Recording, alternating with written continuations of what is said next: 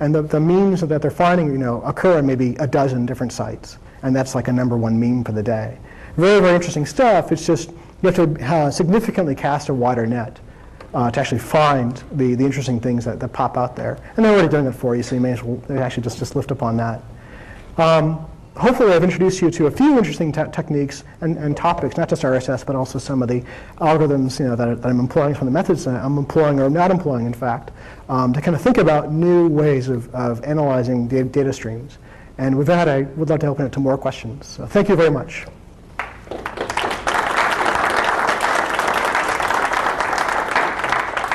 In back?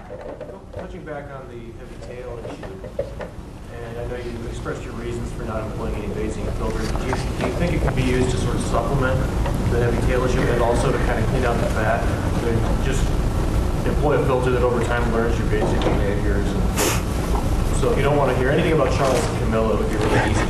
Just get rid of all of that, and then every now and then you get those stories that only one person wrote about, but somebody wrote about it the last week, and two people wrote about it the week before, and you really liked them. Right. And it grabs those and goes, this didn't fit with anything else.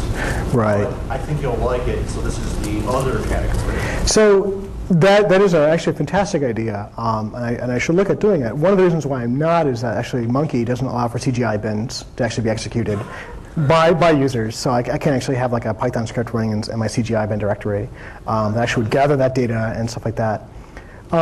I was kind of leery of that originally, though, even when I started thinking about this project. Sightseer actually had a really interesting news grouping service briefly called Newsseer. And it was actually based upon a feedback system. So at the time, I think it was the DC snipers were going on at the time. And so I read a couple of stories about the DC snipers, and it basically kept coming back with nothing but DC snipers. So it was probably poorly tuned, but the idea is that it really never kind of caught on the fact that, well, I don't really care about that anymore. And it didn't really find the interesting new stuff that might be totally off the wall or unpredictable. And so I've kind of been leery about using feedback systems only because they wind up in this loop that is very hard to break out of, yet retains some sort of structure. So obviously the thing could just throw random things at me and let me, and kind of find, for example, okay, well, that didn't stick to the wall, but something did, and kind of use it to seed, if you will, a new spiral. But I think that it's a little more complicated probably than I wanted to touch upon at 2 in the morning.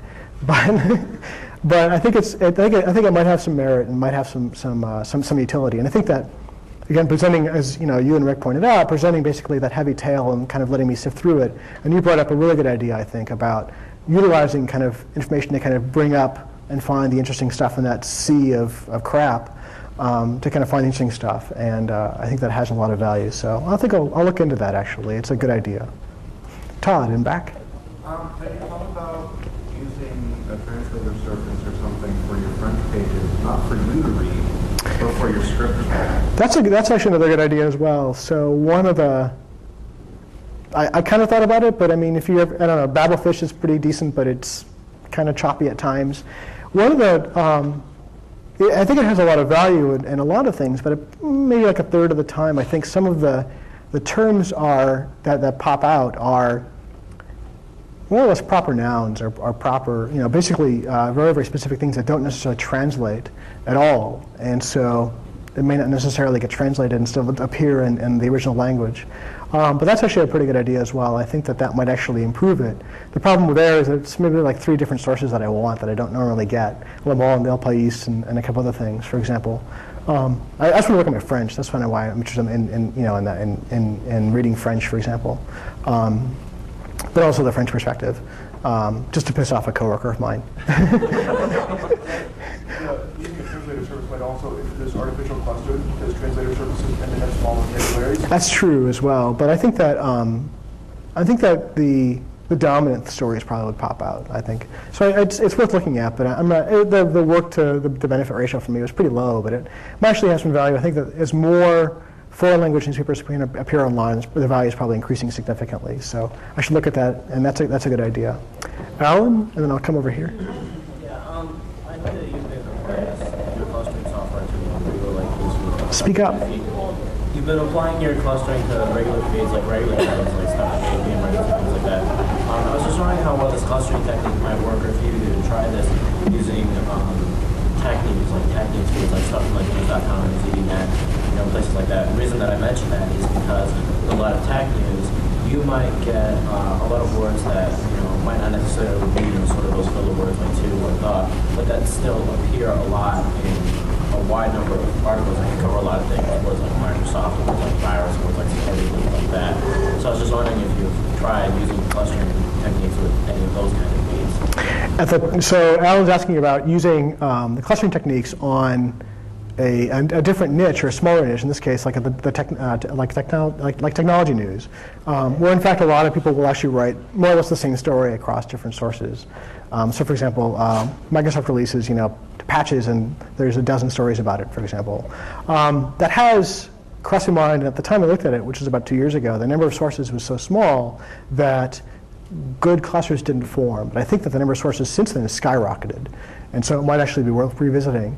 My fear at the time was basically failure to find unique identifiers that had any real contribution, as you pointed out, Microsoft virus, et cetera, which are not unique enough identifiers. So in any 5-day period, for example, like there's a dozen different stories from Microsoft, and they aren't necessarily all about the same thing. So I should revisit that as well, but at the time that's why I was scared away from it, or I tried it and failed and moved on pretty quickly. Todd? Have you thought about going back to the weighting, not weighting individual words necessarily, but weighting sources or weighting links to sources? Like blog decks, if you clicked on a link that someone else on blog decks had also linked to, maybe you weight something that person has linked to higher in the future. I hadn't really thought about that. One thing that quickly comes to mind, though, is kind of the spiral that I talked about earlier before. But also, I basically seeded it with a bunch of sources that I more or less trust or respect, and for a variety of reasons. So, for example, I'm not getting, if you haven't figured it out, I'm not leaning right in terms of my politics. And so I'm not getting, for example, very conservative approaches to things more often than not. In fact, my coworker I'm trying to piss off by reading French and talking about French news topics.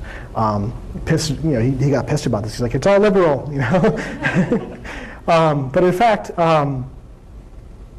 maybe, again, I'm trying to think about necessarily the value of that. I'm basically using a very simplistic approach to it, and kind of works, like I said, it works well enough that I haven't really felt like investing twice the amount of time to do this. This is only a few hours of the work after months of tinkering and thinking, but actually the current implementation was relatively fast. So I don't know, maybe, we'll see. Yes? Is the code kind of available? The code's not available, and it's not going to be, at least for some time. I've had some discussions with some friends about getting paid for it, so I'm going to hold on to it for a while. The methods, more or less what I described there, and relatively simplistic. You could probably, in an afternoon of hacking on Perl or Python, come up with more or less the same kind of thing. But like I said, there is some sort of commercial interest in it from some contractor friends of mine, so I'm holding off for a while. Alan? Just real quick, do you have any sort of just any quick and dirty benchmarks that you can give us, like how many clusters you use and kind of running time you have to benchmarks. Nothing terribly interesting, I guess, in the terms of number of clusters. So basically, go through about 1,000 stories a day. That forms probably maybe a couple hundred different clusters during the course of the day, ranging anywhere from 50 to 2 stories, or even 1 story, in that kind of remainder of a cluster. I use some thresholds for the frequencies and the word sizes to kind of keep down the junk, if you will. 1,000 stories a day is actually not too bad, so in terms of the pace of things, but only about 30% of those ever get clustered or ever displayed. So again, the heavy tail problem. One of the more interesting benchmarks, I guess, is that at the time, the original implementation was actually written, I was using an older Power Mac from the mid-90s that I had. The disk actually died recently. But basically, the running time for that was about 40 minutes at the time, because it was very, very file system intensive. And I have it now running on the iMac G5 using Postgres as a backend instead of a flat file. And the running time is now like 5 minutes. And the pure Python implementation that I have, which resides all in memory on my laptop, actually runs in like 2 minutes. But it runs on about half the sources. One of the key limitations is fetching the sources. So basically, if a site's unresponsive, it basically blocks the rest of the application for a while. So it's a pretty crappy model. Well, thank you very much for your time. Find me later. I'm going to have those books, and I just want to get rid of them. So hopefully you guys will like them. But I do appreciate your time, and hopefully this is interesting. Thank you.